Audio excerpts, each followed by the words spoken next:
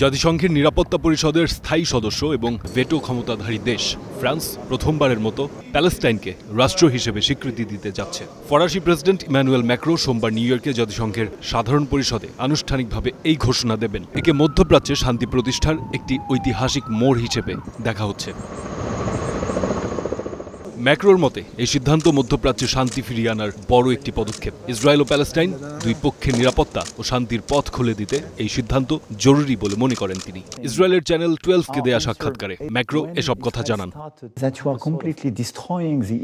Israel যেভাবে সামরিক অভিযান চালাচ্ছে তা সম্পূর্ণ ভুল। এতে অগণিত সাধারণ মানুষ মারা যাচ্ছে। এতে শুধু ইসরায়েলের ভাবমূর্তি ক্ষতিগ্রস্ত হচ্ছে না, বরং বিশ্ব জনমতের মধ্যেও নেতিবাচক প্রভাব ফেলছে।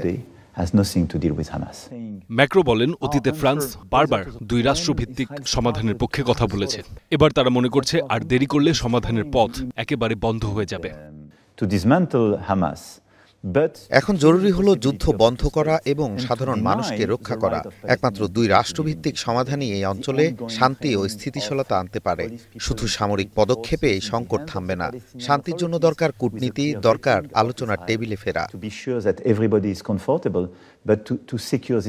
বর্তমানে বিশ্বের প্রায় 145টি দেশ প্যালেস্টাইনকে রাষ্ট্র হিসেবে স্বীকৃতি দিয়েছে। তবে ভেটো ক্ষমতাধারী 5 সদস্যের মধ্যে ফ্রান্সই প্রথম এই পদক্ষেপ নিচ্ছে। আশা করা হচ্ছে যুক্তরাজ্য, কানাডা, অস্ট্রেলিয়া ও ইউরোপের আরও কয়েকটি দেশ ফ্রান্সের পথে হাঁটতে পারে। তবে ফ্রান্সের ভেতরেই এই সিদ্ধান্ত নিয়ে সমালোচনা চলছে। দেশটির বড় ধর্মীয় ও সাংস্কৃতিক ব্যক্তিত্বদের একটি অংশ ম্যাক্রোর পদক্ষেপের বিরোধিতা করছেন। কেউ কেউ বলছেন হামাস এখনো টিকে আছে এবং জিম্মিদের মুক্ত করেনি। তারা এই সিদ্ধান্তকে সন্ত্রাসের কাছে আত্মসমর্পণ বলেও মন্তব্য করেছেন। অন্যদিকে ফ্রান্সের অনেক মানবাধিকার কর্মী, রাজনৈতিক বিশ্লেষক ও সাধারণ নাগরিক মনে করছেন এই সিদ্ধান্ত অনেক দেরিতে এসেছে। কারণ গাজার মানুষ বহু বছর ধরে দমন-পীড়নের শিকার, অথচ আন্তর্জাতিক কূটনীতি সমাধান আনতে ব্যর্থ হয়েছে।